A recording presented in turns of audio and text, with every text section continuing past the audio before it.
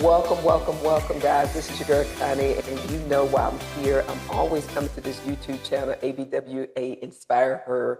Why? Because we want you guys to get a better understanding of what we do at ABWA Inspire, not just our chapter, but also nationally. And I'm always bringing on members, specifically new members, because I think it's very important for us to get to know each other a little bit better and also get to know what we got right in front of us, the resources that we have right in front of us. And I'm so excited today that I have the wonderful Dr. Moneke Fields here with me today. And she's going to come and she's going to talk about ABWA Inspire Her, and also going to get a chance to know a little bit more about her. So without any further ado, I want us all to welcome her to our YouTube channel. Welcome. Connie, thank you so much for having me. To be frank, it is an honor, and I'm excited for the opportunity to talk with everybody in our organization and others who might listen. It's just great. I'm really thankful. Awesome. Well, let's just get started with some Inspire Her questions, and then we're going to learn a little bit more about you. Okay. So I know for the limited time I've been with Inspire Her, which is probably going on 2 years now, two and a half years. I have seen you pretty much since you have joined at every meeting. So how long have you been with us, InspireHER? Actually, I just joined the InspireHER chapter the same day that I found out about it and ABWA in the fall of last year. So it's been a pretty short tenure so far, but that is kind of the way I show up, Connie. I jump in with 2 feet. So you're right. I have been present for the meetings because I came here to get to know people. So I love it. So what made you decide to join the chapter? Oh, so I love that you asked me this question. Well, I was at a local coffee shop. This great chapter does coffee, Java and Jive or chat or something. I don't know what it's called, but we get out into the community and we kind of mix it up the location. So one of those meetings was being set up in the coffee shop where I had just decided I'm not going to meet all of the great people that I want to serve with my business in my home. And it just occurred to me at some point during last year that on days where I didn't have big things going on, I could get out and go find some space to work in the community, literally just to meet good people. And on that particular Saturday, 2 of the chapter members, Dr. Shanti House and Cynthia Lazard, were there popping up signs, and they were in matching shirts and they were smiling and being positive. And I was saying to myself, who are these great ladies? And I'm just nosy. I want to know who they are, what they're up to. So I literally just walked up to them and said, what are y'all doing, if you don't mind me asking? I didn't know if they were doing something political. Like at that point, I just thought, these 2 friendly girls, let me go figure out what's going on. And of course, they told me all about the chapter and what it does. And I thought, I've never even heard of this. This is so amazing. And could I just, it was like auditing, right? They invited me to listen in and see how things were going. But I kind of knew just from the warmth of the 2 of them that it would be a group of ladies that I'd be proud to be associated with. So I kind of had already made up my mind that I wanted to join, but I did hang out for that first meeting before I hit send, literally before I left the coffee shop on becoming a member that day. So that's how it all started. And I remember when you was there, because I was Yeah. there, as I recall. Yeah, I sure did. Yeah, that was my first day. Yeah, great. That's awesome. Have you ever been a part of a women's organization such as this one before? Oh, that's such a great question. So I've been a member of a variety of organizations, but this is the first women's business association that I've been a part of. Yeah, so business association and lots of business networking and business training, but not exclusively for women. Mm-hmm. So I will say that I've had some training in women's leadership, but just never on this scale in terms of the number of years that InspireHER, the chapter, and ABWA, the organization, like the longevity and not only that, but the reach around the country. To me, it was compelling to know that there is such a wide network of ladies who are doing this now, but have been for 75 plus years. I mean, that was just speaking to me about the credibility and the value of the organization. I agree. I was surprised too, because I never heard of ABWA until I met Teresa. And I was surprised at the wide reach and also how long it's been around also. So since you have been with the chapter, what have surprised you so far about the chapter?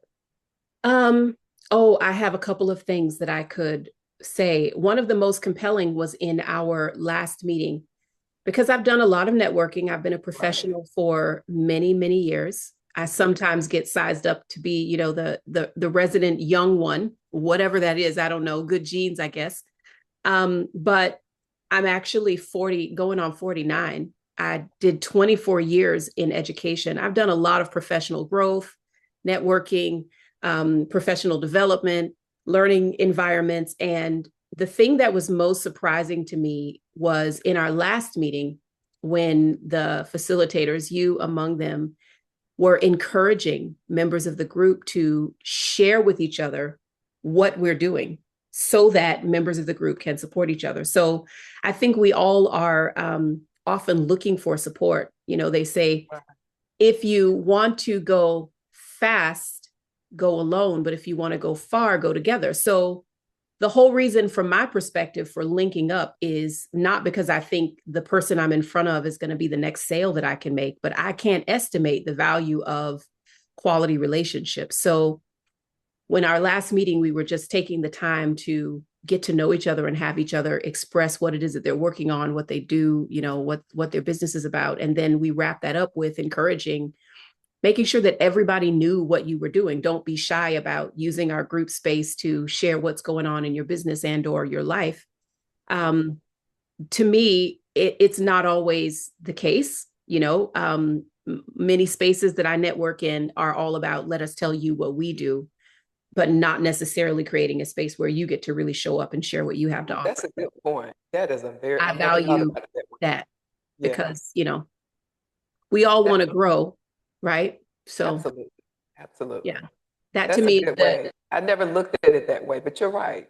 And we are asking everyone who's there to let us know what's going on. And you're right. Most things I do attend is the opposite way. mm-hmm, Yeah, very that much is it. so. Yeah, So yeah.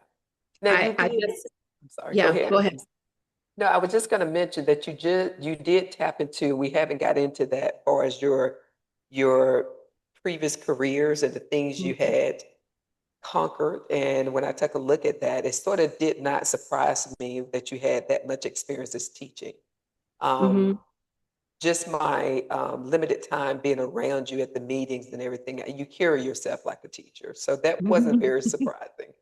That being said, let's get sort of into that. Let's get into who you are. And I always ask people who come across very much in the mindset of desiring to be better. Mm-hmm. It's a lot of people don't desire that. And I say this, it's a difference between being better than perfect. Um, Absolutely.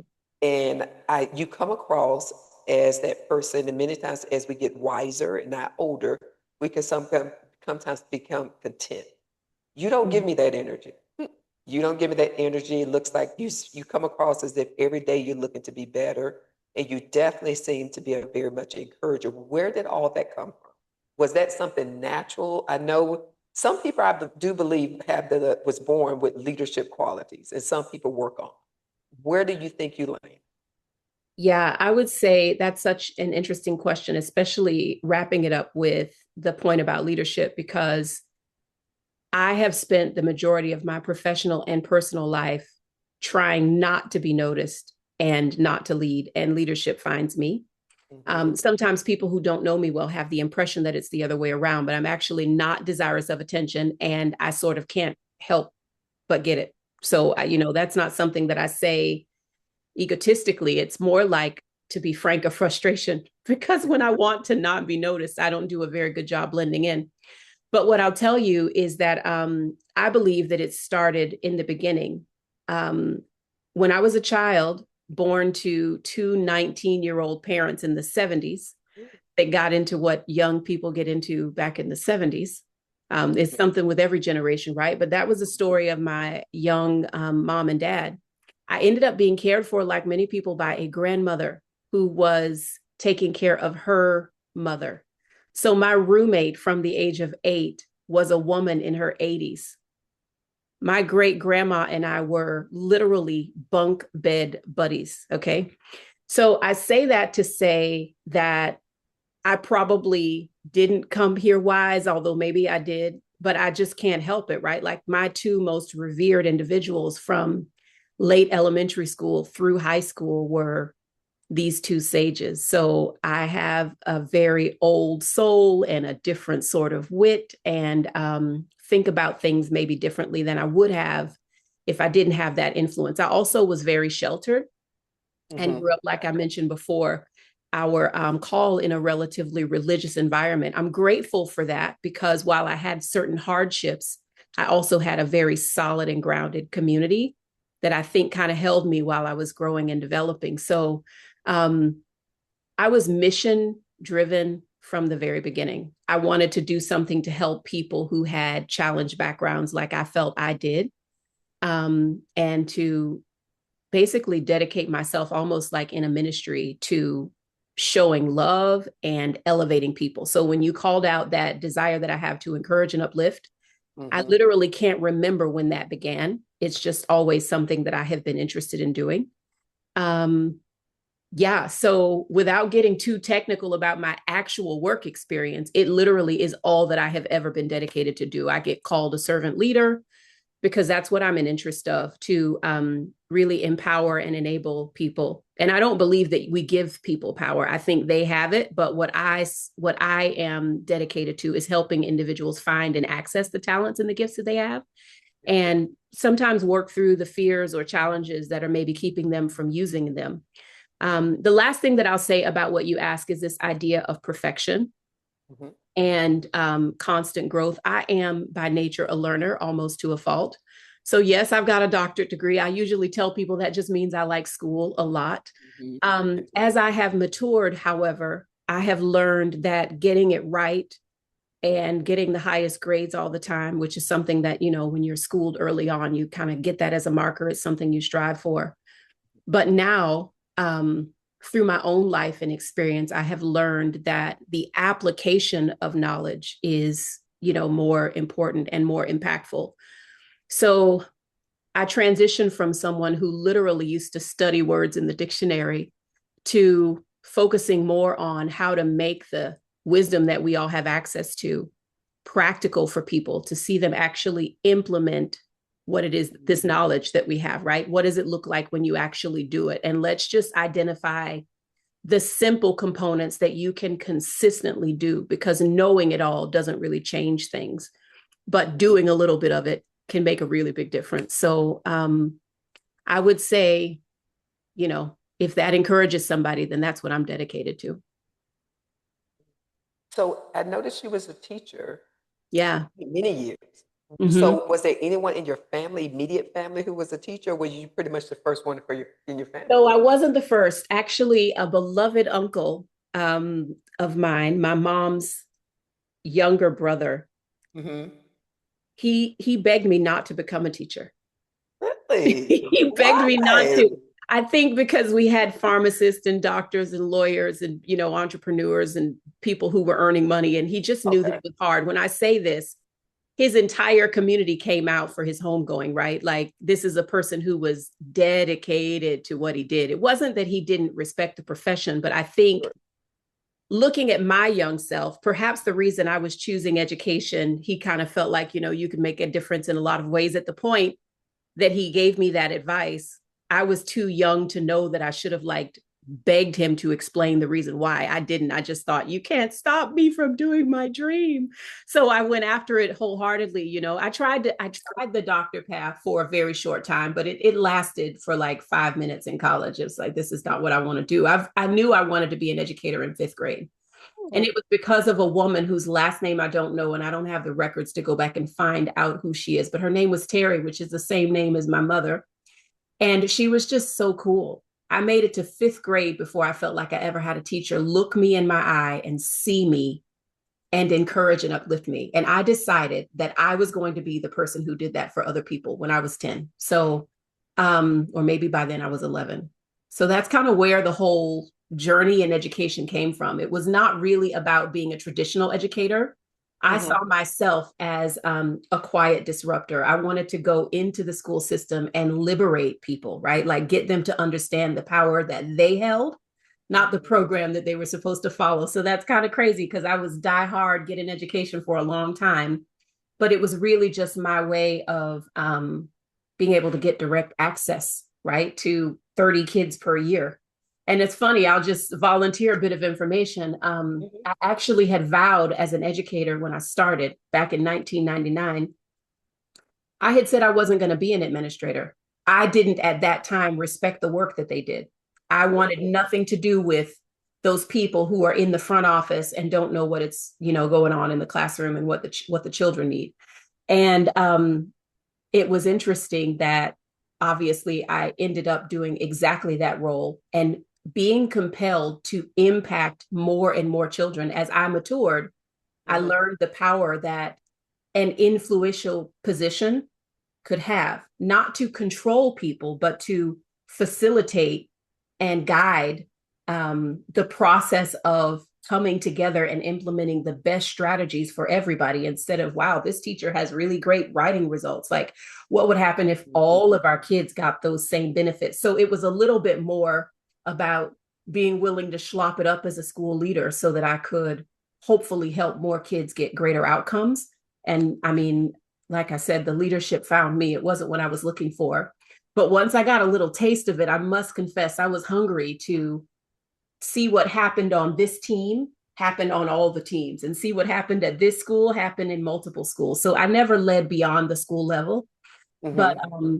yeah, I get a little hungry to see people succeed, and I But can't even trace where that comes from. It's just, well, we're going to go a little bit to a different field, and yeah, this yeah. is just me. I really believe in the power of being anointed.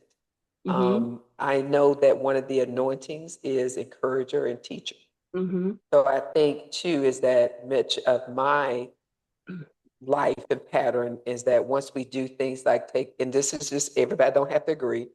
Mm-hmm. When you know who you are, you know what giftings you've been given by our God, is that that's where it comes from because it comes natural. Mm-hmm. Especially as I hear you now speaking, that you knew all these things at a very early age, and I can relate to that. We could not articulate it like you mentioned, Mm-hmm. Right. but you just knew something. And for me in my life, and I think that's more so what you probably have too, is not, not diagnosing you in any way. I think it's just something that you was anointed for. And just like you mentioned before, that even when you're not trying to be in the front, you end up being in the front.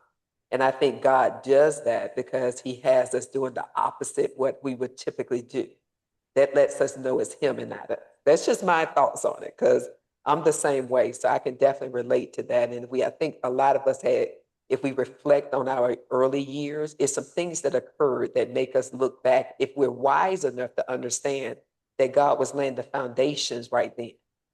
When you mentioned about the teacher, that pretty much changed your whole outlook on the piece of that you can be an encourager. So I think that's how I feel about when people talk about when they just knew something. But Mm-hmm. I know you mentioned, and I saw some of your interviews, something that I noticed that was a common thread in your interviews is that most times when you hear people who are coaches, they talk about it as on the individual level, when they just talking to a person who's they encourage, they become a mentor, how you want to just put the title. But something that I noticed in your interviews is that you sort of tapped into it now, you talk about seeing things in a bigger picture, that Mm-hmm. you see working parts coming together to Mm-hmm. make a bigger piece. And I think and I'm just saying, I think that's something that Inspire Her can really use, that type of outlook, that bringing the pieces together instead of keeping them so department wise, if that makes sense. It's sort Yeah. of, yeah. So I'm just saying. Well, actually, Connie, if I can interject, I would say you've kind of called me out because if I had to say what I believe my genuine strengths are that I could bring to a team or an organization, and I've been in the roles where I was acknowledged for that type of work, I am very much a systems and a process oriented thinker. Yeah. And I have the ability to see all of the pieces where sometimes in an organization or on a team, you have the the techie people speak one language, and Right. you got the people with the hearts over here that are concerned about the things that are more like HR centered. Hmm. And I'm not extremely concerned with any of them. I'm a little bit more concerned with overall, how do these things function and how do we implement them in a way that is not only sustainable but achieves the goal that we're after, right? So I get to be kind of geeking out a little bit on, okay, let's look at how this is actually working and what's the data that we're getting out of this? Like, are we getting what we say we want? Wait a second, what do we actually want? So that part I actually enjoy. The part of me as a child and as a young adult, and even in some of my single days, I was 32 before I had my first serious relationship, right? Like, um, I love puzzles. My brain just absolutely loves to turn the pieces upside down and sideways and figure out how to make things just, as I call it, purr or sing, right? Hmm. So that's where the joy is in, work with me as it relates to the leadership piece. And I love individual work, but when I have an opportunity, and I'll just have to share with the team, because this is our space, that I just earned a promotion with my 10x coaching. And that's what I'm doing. And it's so exciting to get to work on something that's already great. How can we make it greater? And it's not that we're not satisfied with what is, it's that it can be so much more. Hmm. And when you talk about the gifts that God gives us, I think we all die with potential still in us, right? Like, there's no end to the amount of fruit that can be produced from a seed, right? So I just think, yeah, to me that's just so fun, like asking the question, what if, and being curious about what's possible. I Yeah. absolutely love it. And indeed, congratulations, congratulations Yeah, on I'm so excited about that. that. Absolutely. So let's go into that. You mentioned 10x coaching. Mm-hmm. So tell us more about 10x coaching. Yeah. So the 10X brand is an organization started by Grant Cardone, who has been in business for more than 30 years. And he's done a tremendous amount of figuring it out the hard way. And because of his heart, he's the person who turns around, either free or paid. There's all different ways to reach and serve people, to turn around and share the wisdom and the insight around business and operations, sales and marketing. And duplicating and leading strong business, right? He has built a very successful organization. So a part of his mission is to help all 8 billion people on the planet. I love how bold this is. It is, it is. To have the benefit of this insight to apply to their life and or their business. And as a part of that mission, he established a coaching division inside of his company. And I get to be one of, there are probably somewhere around 600 or 700 licensees, which is where I started out in 2023. But Hmm. again, likely because of my seriousness and professionalism and kind of the way I learn and study and just jump 2 feet into things, in that time, I qualified as a performance coach on his team. So when he recruits clients who want coaching and mentoring from his organization, from him in his style with that content, then I'm one of the team of under 50 people who are delivering that coaching, one-on-one coaching to the clients. And it's personalized, it's for them and their businesses. One of the biggest takeaways for me is it is an honor to be able to serve in that role, because I'm learning every single day, even though I'm there to teach and to mentor and to guide the clients. Every single one of them presents different challenges and different nuances in their businesses and different amounts of money that they make. So it just keeps me on my toes. And I feel like it makes me even better at that thing that I told you I love, which is helping people identify and solve their problems in Hmm. an empowered way. So yeah, I'm not sure if that like thoroughly describes the job that I do, but when I say I'm just blessed, grateful, and honored that I get to do it, um, it's like an understatement. Well, how did you transition? It's so many questions I have to ask. I'm Oh, trying to yeah, keep yeah, this. yeah. Yeah, because I like this. I like this. So it's so many questions I have. I'm trying to keep it centered. And Sure, sure. so I'm gonna just doodle right here so I don't forget one question because I want to come back to that. But before we do that one, How did you transition from being, because I know you was an assistant principal, how did you Yeah. transition out of that into what you're doing now? Even though they're very similar, but Yeah. They're it's also very different, Connie. I'm going yeah, to tell you this really quickly. I'll make it brief. So I told you I wasn't trying to become an administrator when I became an administrator. That right. wasn't my goal at all. I was literally head down focused on how can we help more of these kids get better outcomes. Like that's literally all. And then it's like, 9 years later, I'm in a principalship, right? Like I'm 4 years into a principalship 9 years later. So, that just going with the spirit or the wind or whatever you want to call it. I mean, it happened. So I say all of that to say, to be frank, I didn't have some of the mentorship that I needed. I was highly trained in solving the problems, in leading the processes, and implementing the best strategies and getting the results. What I didn't learn in preparing for leadership was how to take care of myself, how to guard my mind and my heart. And I didn't lose my faith, but I definitely lost grip on what was important in terms of the way I shaped my day and whether I took time to talk to God in the morning before I went out to go brave all these battles, for children. So Mhm. it was overwhelming.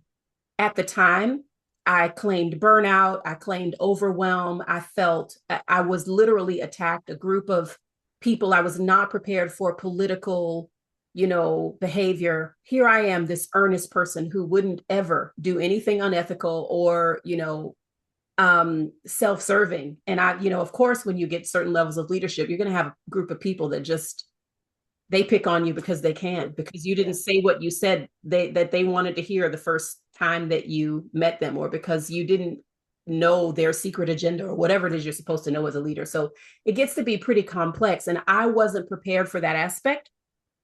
So similar to what you described, I was a relatively young leader in Mhm. terms of principalship. I was in my first year when these things started to happen. And I'm very resourceful in problem solving. So I immediately started seeking resources. I started inside the school district, and those, although I was participating in them fully, they weren't really addressing the things that I was struggling with. So I started looking at, how do I got this big raise? How do I spend money on myself? And I started seeking coaching. So originally I was in a self-coaching program, and that was, how do you process problems? How do you stay positive and action oriented? It's like, I'm not going to let this stuff get me down. I'm going to power through it by, some means. What ended up happening, Connie, is I was like, as a member of this program, I'm not really internalizing the stuff and I'm not using the strategies, but I can see that they are effective and they're working for other people. So I've got to get on top of this. The teacher mentor in my mind said, I know what you need. You need to train like the coaches train. You need to go do the course that they're doing, and then you'll really get it and you can use it to help other people. So I put myself through not a fly by night $27 on the internet program. I'm not going to Mhm. say how much money I spent, but it was a year of preparation while I was doing my principal job, including sometimes being at night, at work at 9 and there on Saturdays and all of this. So it was pretty grueling. But after the year of that preparation, what I learned is that the direction of the school, the direction of leadership above me, and the system overall did not align with my personal values and the way that I wanted to be engaged. And I learned that nobody was coming to save me. They weren't going Mm. to set me free, that I was the one who had the liberty and the power to make the choice to go do something different. And so I spoke respectfully to my boss and let her know that I wouldn't be returning. And then, like a person with honor and integrity, I finished my contract. I let her know on February 5th of 2023, that I wasn't going to continue.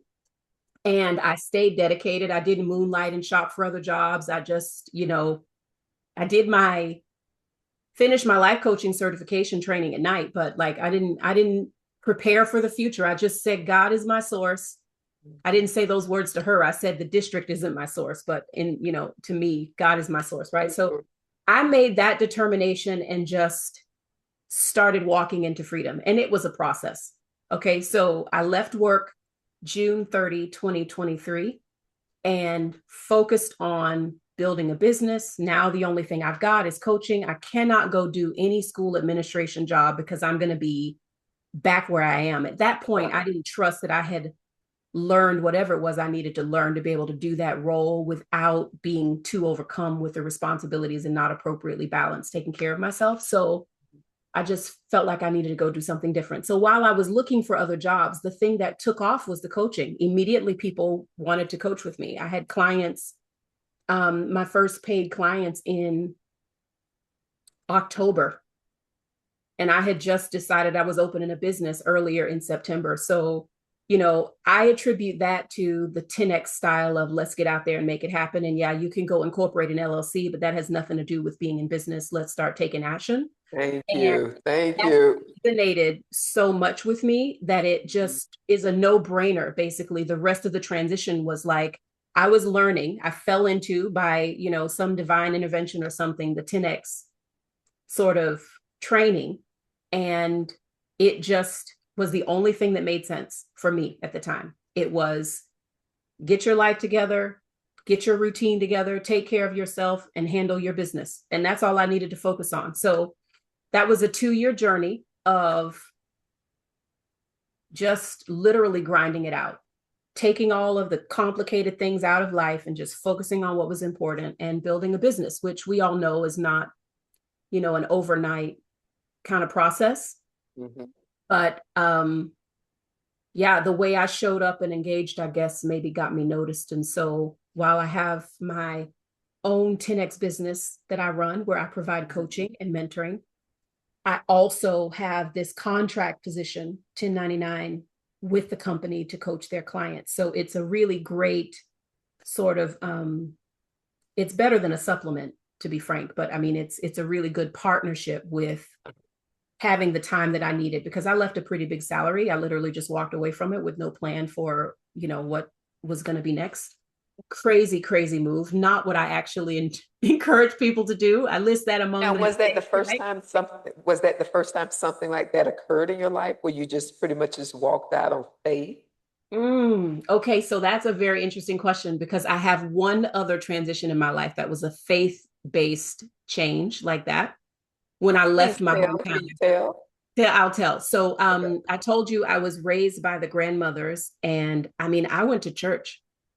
That's what I did. I didn't do extracurricular activities. I did schoolwork, and I took my backpack with me everywhere, and I went to church. Oh. So from the age of 10 until even, okay, so I was a praise team leader. I was a youth leader. I volunteered in the children's ministry. I did all the things. Even when I went to Florida State, which I'm from Jacksonville, I went 2 hours down the street to Florida State. I was at home every weekend except one when I had an exam my whole freshman year. And I didn't have a car. So Connie, don't ask, God got me home. I was at choir rehearsal every Friday my Ooh. whole first year in college. Yeah, so now you understand how I got to be 32 before I ever really had like a Yes. serious boyfriend, right? And I married the first serious one, which is a whole other story. But in any case, yeah, so I did all of that. That's all I knew. I literally never stepped one foot into anything else. Never went to the parties, never went to the one bachelor, what do you call it?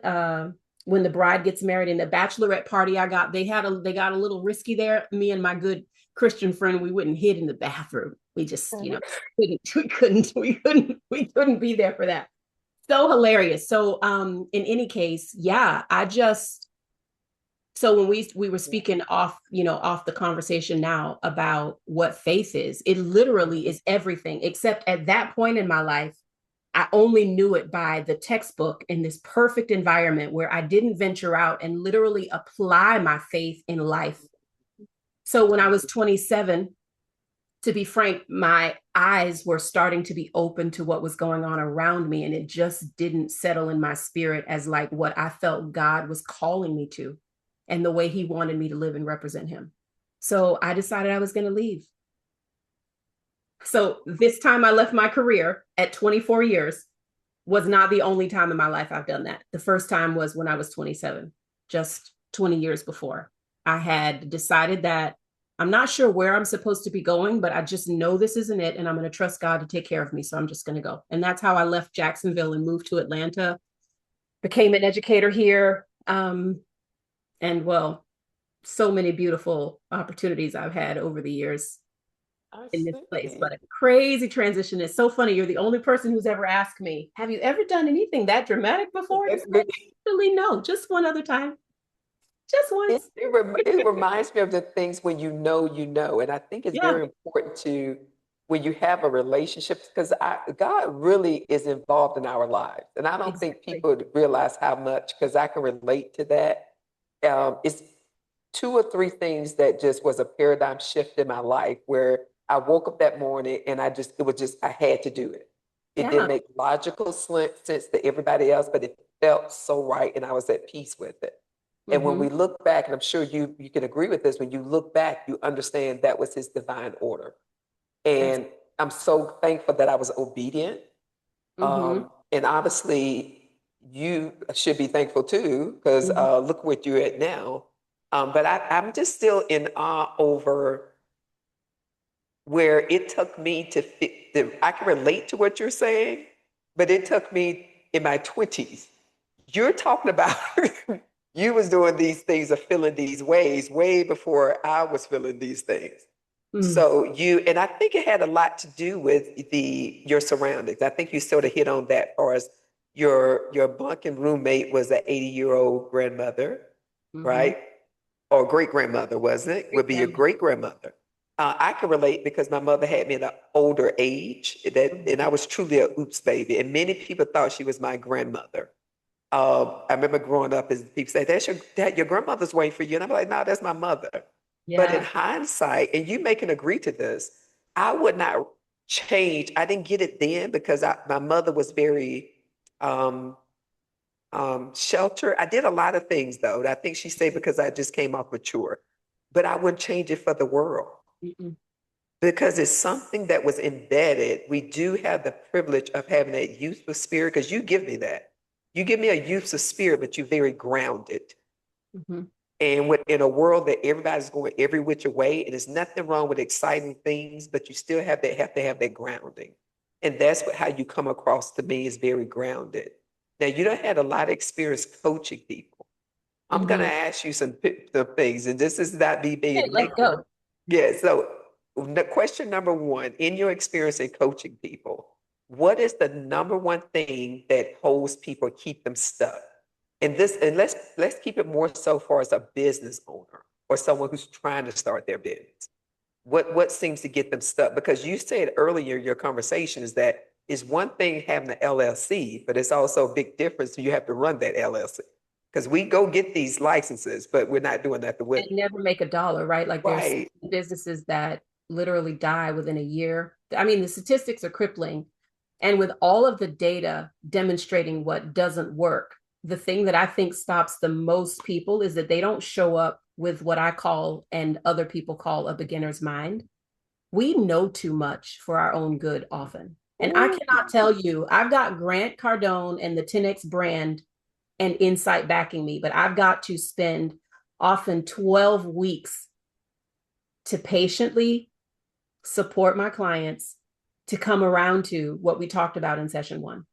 And it just is, it's how it is in life, right? Like it's our upbringing is exactly that. We eventually get to be these adults who are exactly what our parents wanted us to be. But we went Mhm. through all this drama in the middle, right? So I'm not downplaying this process or criticizing because I have been the person who has done this as Right. well.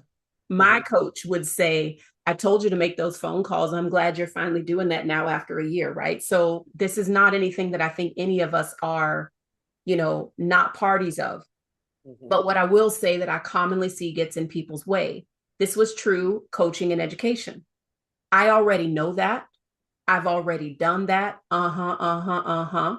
One of my favorite phrases when I would be, leading sessions with the staff is, listen, I just need you to turn off autopilot for a minute and Mhm. ask yourself, what could be different right here? Like, what could be slightly different than what I already know and what I've already done? I feel like that's where the best opportunity is. That very often we're like putting this blanket over, I tried that already. And I'm like, but you don't have the results. So I'm not talking about that you tried. We're Mhm. talking about what you got. And if you look backwards from what you're getting, then that's the evidence that something needs to be tweaked. So you ready to kind of dig Right. around and see if we can find what that is? I feel like it takes everybody a different amount of time to realize that this is essentially a process of trial and error. And I don't mean it's guesswork, but that we've got to be willing to tweak some things in order to find what works. And it takes time for people to get to that place. So to say that it gets in their way, I don't think it gets in their way. It's just everybody's a little bit different. And what is most common is at first we think we know it already. And so we're and then we figure out we don't know it, or if we don't quit, we get a little frustrated and we say, you know what, maybe can you show me what I'm missing right here? And then it's like, okay, we're ready to work. So Absolutely. and I'm guilty of that. Whoever gets to hear this and ends up coaching me at times, they're like, exactly, Monique, that's what, go replay that for you. That's very true. I'm guilty of that too. I would say add down to that. I'm guilty too. So that's a question. And I get that, totally get it, because I'm guilty of it. Another question I want to ask you is this: when it comes to coaching, your experience with coaching people, individuals, what do you, and it can be involving because you was in the school system teaching in that, so it's all together, right? So even using that background, when you have someone in front of you, what qualities, give me 3 qualities that you, when you meet someone, you know they have the potential to be extremely successful. What 3 qualities that if someone has off the bat, no coaching, just you see it as soon as you meet them? Can you give me 3 things? Yeah, so I'm glad you asked me this, Connie, because I don't know that there are only 3 things, but I'll give you the 3 that first come to mind. And I'm going to start with a label, because what I really enjoy coaching, and this is because I think I most resonate with this people, I think this is who I am, okay?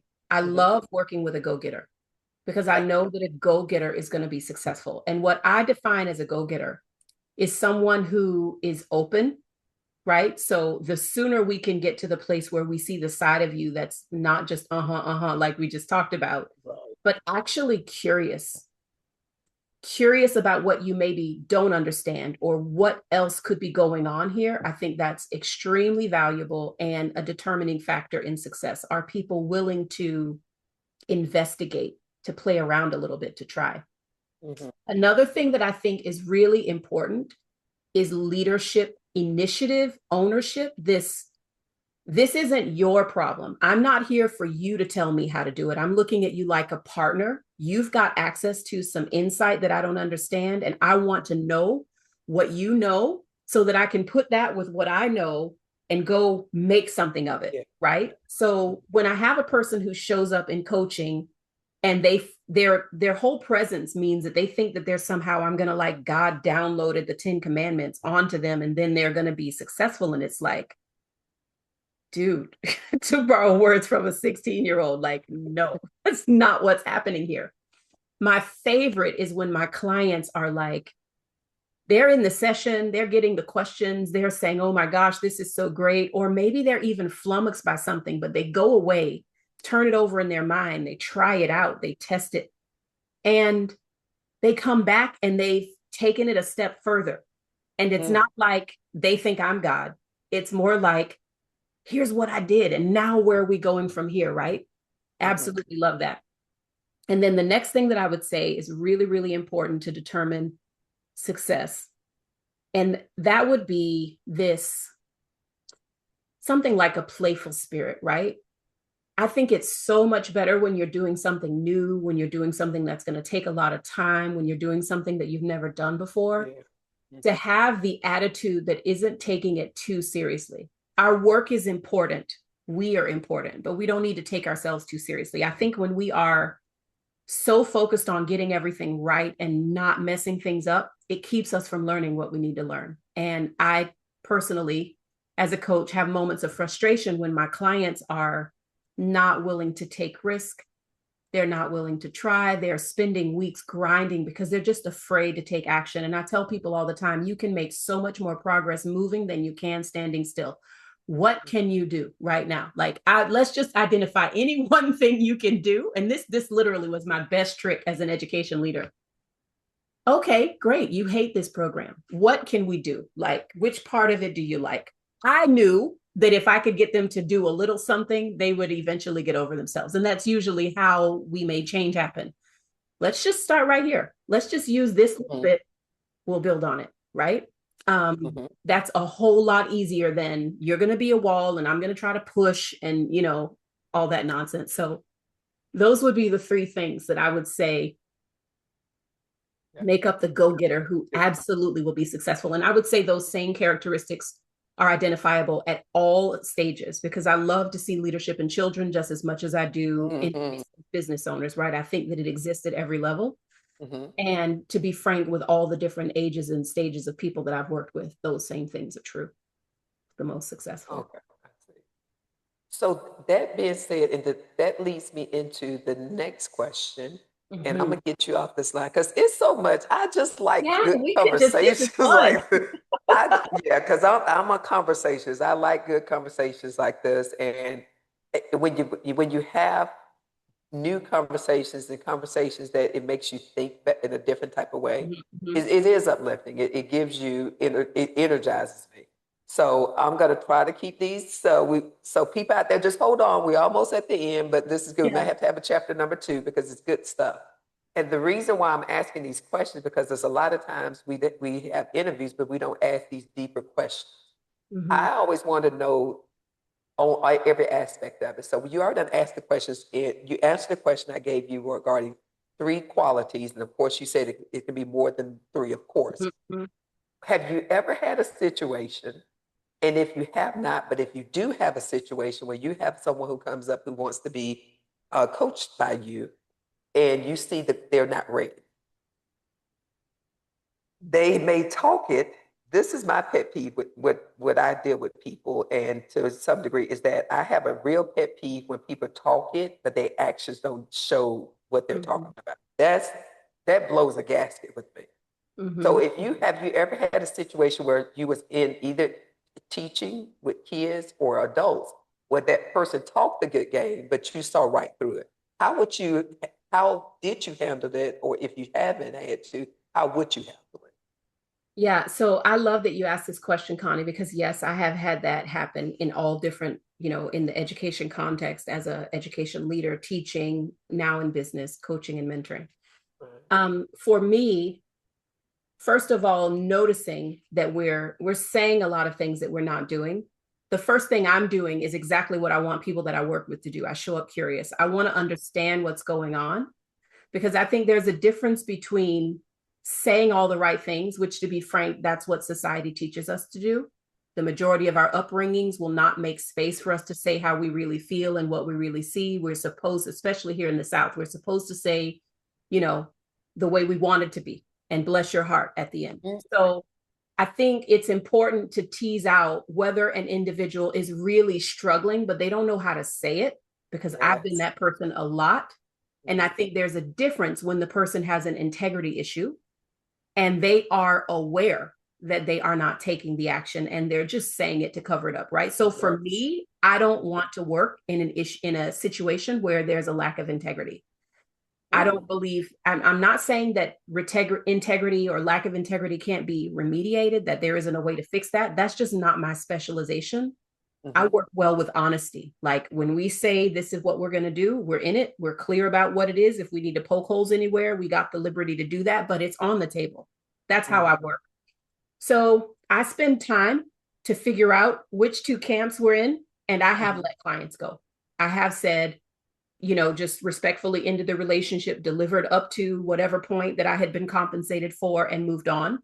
Um, because that is just, I don't enjoy that. That drags me down. And I Yes. feel like I need to be doing work that is joy. Right. You So, might not remember this. Let me just yeah, interject this. go for You it. may not remember this, but I think it was the last meeting, and you was walking away, going to get some water or something. You had said, "Oh," and I don't know the exact words, but I just smiled because you literally said, "Oh, I just work with people who wants it or go getters." I think you Yeah. used the word go getters, and Yeah. I think that is so important because I'm the same way in my business that irks me, and I wish the best for them. That's just not, and you mentioned it too, Yeah. is that we have to be very in tune to what God designed us, who to work with.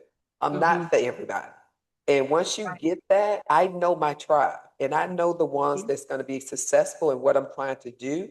And I know the ones who not. And it's no, it's nothing personal. It's Right. really not. It's just you're really doing them a benefit when you telling them, hey, this is not this is not my lane here. My Yeah. lane is really with the go-getters. But I just had to interject because I thought it was funny because you rarely hear people when they're coaching, they open up coaching to everybody. Right. Say, hey, I can coach you. But I thought that was very important. I think not just in business, but in personal life, we got to be more selective on who we allow in our circle. And I think you Right. mentioned it earlier about when you was in a stage of your life where when you was in leadership, but you was not taking care of yourself. Mm-hmm. So yeah, but I had to put that in. Go ahead. I'm sorry. Yeah, no, I think that's spot on with the way I would describe it. That for me, it's not like selection, it's like self-selection, right? Because I work with all kinds of people, Mhm, and I'm okay with people having challenges. But I mean, in the end, it's, do you want to do this? Because what I don't want to do, and I tell my clients this in our initial sessions, whether it's business, I do occasionally still do some life coaching. I mhm, don't know what's right for your life. I am not in charge of your life. I'm going to partner with you and maybe help you see things that are going on that perhaps you need another perspective on. mhm, And I'm going to hold you accountable for the action that you say you want to take, right? I'm going to partner with you in that way. And you can count on me to show up attached to the vision that you want to accomplish every single time we have a session and in between. But what I am not going to do is drag you to your dream. I have my yes. own dream I'm dragging me to. I'm not doing that with you. Mhm, So, I think when individuals are willing, I have long suffering patience. I'm not easy to give up. My kids, sometimes everybody who's a parent, what this is like. They can take you through some changes. But I remember when my son was in early elementary school and he was going through some things like looking at people misbehaving in school and kind of entertaining whether he wanted to be that kid. And I will mhm. never forget what came from my spirit to say to him. And I just let him know he would be gone before I quit having the high expectation for what I know he's capable of. Like you can just try to wear me out. Oh, I need you to understand I've been doing this for a long time with a lot of other people's children. So if you think I'm getting ready to let go of the dream because you had a bad day in math, like I just need you to understand I don't quit that easy. And my life set me up for that, right? I told you about the 19-year-old parents. I cut a whole lot out of that story, but you don't go through as many hardships and challenges and rise above them as I have and mhm, quit like that. It just isn't, mhm. it takes a lot, to be frank, for me to walk away.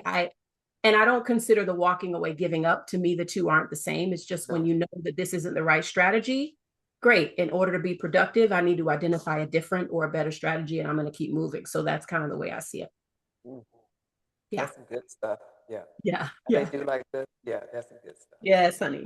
Oh, That's maybe some it's good like this. stuff. It's not three fingers, it's two. Yeah, that's some good But stuff. I guess we need our nails fancy if we're really going to Yeah. do it. We'll come back. We'll The do that little on click, part click. two. Yeah, We'll we do go. that Yeah, on we part. got it. No, that's some good stuff. I'm gonna end it with this question. Okay. Okay, because like I said, we can go on forever, but I'm gonna end it with this question and bring it back, inspire her chapter into it. Um, how would you, going forward, think of, give me, and I hate putting numbers to it. If I ask you the question just off the cuff, how do you think you can improve or help us improve, inspire her? And it's not about it's bad, it's not a negative. I'm always, everything can have improvement. Does that make sense? Yeah. Everything should, and inspire her, we should always want to improve, period. I think and I would give you this. I was very impressed with our new president of the National ABWA. She came in already making some changes, and I think it was changes benefiting the overall organization. Hmm. Meaning bringing in, because sometimes we all, and this is myself too, we can be complacent and we get so used to doing things the same way because it worked, and we sometimes don't realize if we go do some research, it's a thing they're doing it a better way. And I Hmm. put myself on point. I recently had to decide on something, just popped up an advertisement. And the advertisement was about your signage at your business. And because it comes easy to me, I had no problem doing my own signage, right? Hmm. And the last time I checked into this type of thing, it was very expensive and it was a lot of um, hardware to have to go with it. Well, now that was good. And when I think about it, it's probably been over maybe 8 years ago when I looked into it. And then it popped up. And then the next thing I know, the hardware there is like $89. And not only is Mm. $89, but it's also I can do it on my computer at home, do my signage, and I don't have to do, but it was so much more advanced, and I was so in awe about it. And I look, and these are the times where I have to keep myself accountable, is that sometimes we can get used to doing the same stuff because it's comfortable. Hmm. And so that's why I proposed that question to you. And when I think if you got the right mindset, you get what I'm asking. Yeah. If you don't get my question, we need to work on that. And that's just being frank. What would you see a way that one thing that you like about Inspire has working and also ways we could improve some area? Yeah, so what I would say is my favorite thing that I like about Inspire Her is the energy that I already spoke to. The very genuine, welcoming, and inclusive environment that we have, Mm-hmm. where every lady in the room is important, whether she is a professional, thinking about a business, having a business for whatever number of years, or having multiple businesses, right? Leading nonprofits. I love the inclusivity of the environment, that everyone's welcome, wherever they are, with whatever level of engagement they're prepared for. I think that's very important. That is my favorite piece. And that definitely comes from my education background. I think those of us who are not high performers won't ever get there if we don't have access to individuals who are. So, what I call heterogeneous, that's an old education term. It just means mixed level. Mm-hmm. Mm-hmm. Opportunities for that are so important to me because in all of my years of experience leading, coaching, mentoring, I see people are pulled up when they get to rise together. That doesn't mean that the people who are highest performing get to be pulled down. Of course, there are unique opportunities that are really only suited for people who are at a certain level. But Mm-hmm. I think about it from the perspective of economics. And I used to say these crazy ideas and have teachers like, trying to follow me. But as it relates to the market, for instance, you notice how there's a downturn overall when things start going bad for certain key players, right? Mm-hmm. All markets affect each other. You can't have Yeah, one that's soaring when the others are, down in the dumps. So it's absolutely. really important, in my view, to have the environment that we have that encourages everyone to participate wherever they are. The second thing that I would say about what I think could improve, and this is not a criticism at all, it goes back to what you pointed out that is just the nature of who I am and how many of us are. Literally always not striving, but seeking and open to expansion and growth and learning. And here's what I would say that I've learned from Grant that I think is applicable here. Small is hard and big is easy. So, what we usually say in 10X is go big and go bigger. Very often, when we're looking at growth, expansion, new opportunities, we feel like we want to take on what we're comfortable with. And anybody who's following me in my business right now, you know that I'm doing something that I haven't done. I literally have been coaching for Grant for over a year, all of these business owners I told you about. And Mm-hmm. I decided that this year was going to be the year that I was going to lean into that publicly and say, hey, you can go pay $10,000 in Miami for this, or you can come work with me here in Atlanta for 5, or meet me online for 2,500, right? Like, let's grow together. Mm-hmm. I'm just taking that chance. I'm saying, hey, I'm the same coach and I have the same material. I paid and licensed to be able to use it. So, I mean, whether you want to meet me in Miami on a 10X Zoom or you want to meet me on the high yield concept Zoom, it's the same coach either way. I'm happy to serve on either side. Let's go. Let's go. Mm-hmm. What I'm saying about the big is easy, is that when we're seeking comfort, when we feel like it's something that's accessible to us, we can do this, we're usually playing too small and we're keeping ourselves back. We are not going to be perfect when we do big things, but that's where we're going to learn the most. That's where we're going to encounter the most opportunity. That's where we're going to find growth that we weren't looking for. Mm-hmm. right? Like that's where all of the expansion and, well, to be frank, that's where our dreams are. That's where our inspiration is. That's where our achievement is. None of it is in our little comfort zone. So whether it's a slightly bigger risk or a big jump, in 10X, we say commit first and figure out the rest later. So whatever that next commitment is. Now, we don't need to be disorganized and foolish and doing 100 different things at once, because obviously we need focus. But once you know what your priorities are, if we have together Inspire Her chapter specific priorities, I would say we can rank those, right? And then decide this is the next initiative. Maybe it's membership. Maybe all of us need to be committed to attracting more people. And maybe we feel like there's still foundational preparation that we need to handle a bigger membership. But maybe when we get a bigger membership is when we would actually figure out how to handle a bigger one, because it's kind of hard to prepare for a big membership with a little one. And I'm not picking on InspireHER, to be frank. I don't know how many, I don't know how many members we have in our local chapter. I just use that because I think it's practical. So where this is how we, and I say this, let me just say, yeah, let me just say this to interject too, is that we have to be very mindful. In order for us to be better, we got to talk about this stuff. Yeah. You got to talk about it. So you're not coming across that way negative. You never have. And if anybody see it that way, they just probably, their mindset is negative. How we improve InspireHER, and that's what we all desire, is to talk about these things. That's the only way we can get better. It's as simple as that. So, and I know I wrote down here that you said seeking, not striving. Yeah, I strove for a long time, and Really? that just wore me out, right? It's the wrong, there's a lot of criticism for hustle. And I believe there's different types of hustle, right? And it's about energy and desire and,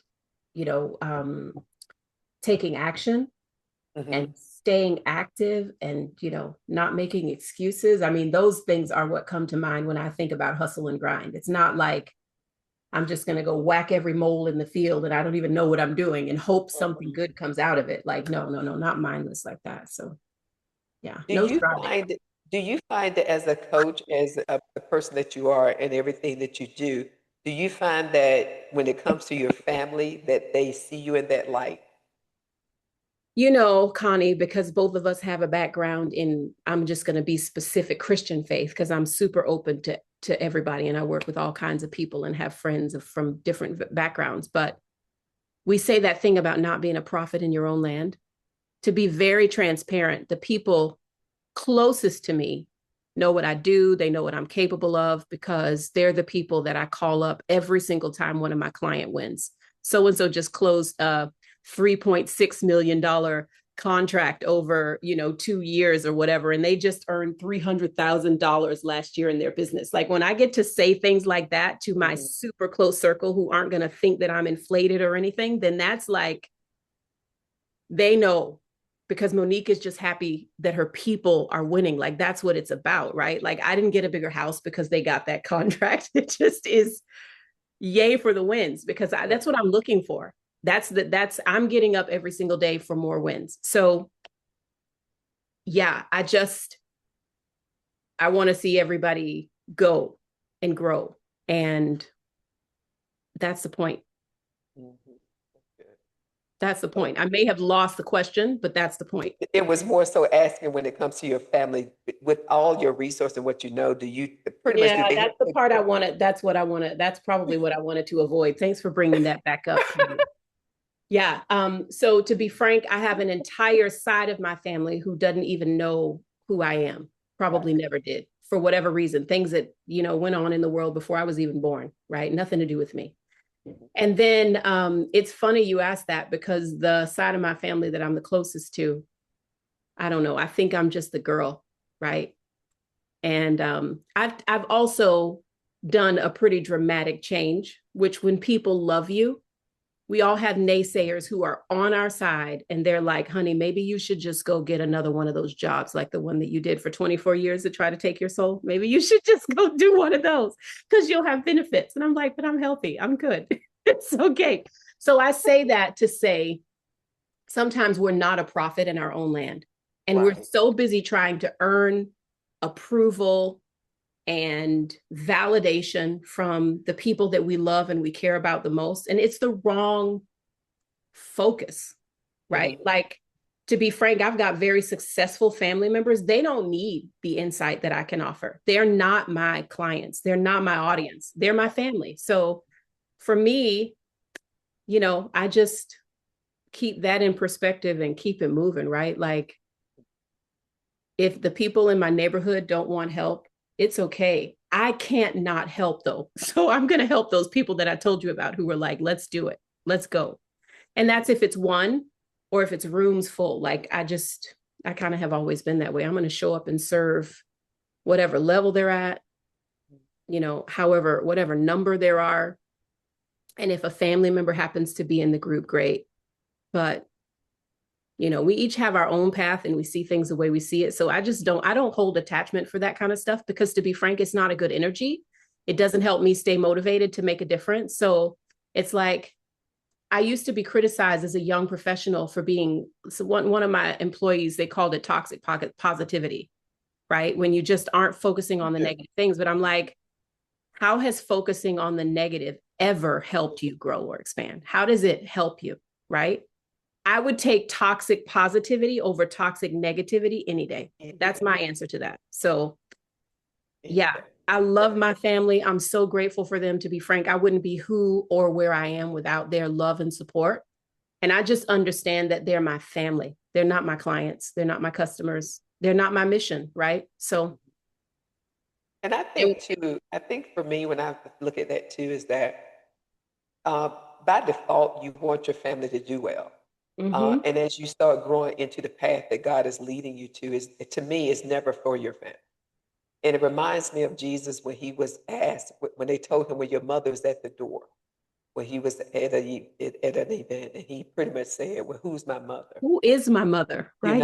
And I think Jesus gave us a great example that he was not, of course, he loved his family. He was with his family for 33 years, and he was cultivated during that time and all these things, right? But it's, at the end of the day, I really believe if God is who we truly believe in, and we know when he do something, he don't do it big, I mean small, he always do it big. Right. There's no way he thinks your talents, your gifting that he gave you is just for your family. I think that's how he keeps us connected throughout the world. Because I never met high performing people who base was in their family. It's always been abroad. So I think Yeah. that's how it helps me when was in that place where as I was getting older, I was beginning to be exposed to things. Exposure for us with my family, and I have siblings, and I was the first one to finish college. These type of things. Mm-hmm, mm-hmm. And it is that piece that you want them to get it. But I'm so good with that I understand that, like I tell my mother, I'm not the one that's going to necessarily help my sister. It's going to be someone who has probably nothing to do with our family, because we're all family, Mm-hmm. if you think about it. We really Yeah. are. Yeah. And we lean on each other and support each other and show up for each other. And I mean, to be frank, that takes a lot of energy, right? Exactly. Yes. But I don't know where it came from. I'm going to say God put it in me, but ever since elementary school, I've always been number one, noticing Mm. and very curious, open to all of the different ways that people live, their different cultures and religions and things. I've just always been aware that the way me and my little crew were doing it wasn't the only way. Yeah. And so this compelling scripture, and this is not, religious context, because to be frank, I'm sure every religious tradition has a similar saying, but the one that I know that I was trained in, this is Monique's version, but there's a scripture in the Old Testament that says it is God who puts in us the will to do his good pleasure. And I take that very seriously. I believe that the compelling that comes out of me, that I'm driven to, that I am not, I wake up morning after morning thinking about doing this thing. That's God's will for me. That's what I am charged to do. That's what, and I think we all have this experience. When I ignore it and I pretend I don't hear it, I find myself coming back to it, right? Like, that's what my life is about. And I just understand that each one of us beings, whether we're born in a family or not, whatever our support network is, that we have that home base, that soil, that like root, so to speak. but it's just not, it was never intended to be all that we are. We're not just supposed to stay there and only focus on that. And bless the people who that's what they do, because I can't say, maybe they are very compelled from the inside to just focus on their family. But for me, it's never been that way. I've always, even when I haven't had much to share, been compelled to share with other people. I can't not do it. So I love my family, and there isn't anything that they ask me for that I can do that I don't literally immediately respond. They are right up there. But I do have to confess, and they probably feel it. My children have accused me of it. I often care for strangers just as much, and I do for strangers just as much. So I get it. I that's totally just, get it. you Yeah. know, don't even know why. Just it is. Don't even know. We could be sisters, Connie. Like, I mean, I don't know. It's just, if you need something and I feel like I can do it, then hey, I want to help. So But I think that's the way. I think that's the way the God that I serve wanted to be. yeah. I really do, and I think that's why I'm at peace with it. I really feel that's what He Mhm. wants all of us to do to some degree. And it's been a complete pleasure talking to you. And I love good conversation, as I said before. And I'm gonna let you lead. I'm gonna let you end this by just allowing you to tell us what's going on with you, with your coaching business. Is there any other events? I know you got one, and I'm trying to fix my schedule to show up for this breakfast. Oh, So yeah, I'm fantastic. trying to fix. Yes, You know, that's exactly. yeah. I'm trying to work that out. I'm really trying to work that out. So tell us what's going on, if you, and let the Yeah. Inspire Her So people. thank you for the opportunity to share Absolutely. with this audience what I'm working on, because in light of this entire conversation and the value that I have for individuals showing up where they are to take the steps that make sense, like if we could just bring that to what I'm about to say, that's what the business breakfast is about. So what I'm doing right now in my business is outside of my full-time coaching, which I do on Mondays and Tuesdays, literally all day. I am session after session after session after session working with 10X clients. And it is an absolute joy and honor. Everybody's different, and it's so much variety, and it's so much fun. And my clients are winning. The rest of the week, I am focused on extroverting into the community. That means that I'm networking and looking for opportunities to connect. So the first thing that I would like to say is, for anyone who leads an organization of business owners, entrepreneurs, creatives, founders, people who are working on a project, there's a lot of parallel between the way you run a business and how you build a vision or a dream, right? Like, whatever it is. Hmm. So I would love to be invited to speak. We've just talked about this uplifting and encouraging focus that I have with individuals. So anybody who's interested in having someone bring sincere value to their group, I would love for them to reach out, and we could have a conversation about how I might be able to enhance what they offer. And many times I can do what I do for free. So there's that. And then if anyone is local to Metro Atlanta, at a relatively new co-working space called Brewed Up, I am on Friday mornings hosting a 1 hour networking / learning session.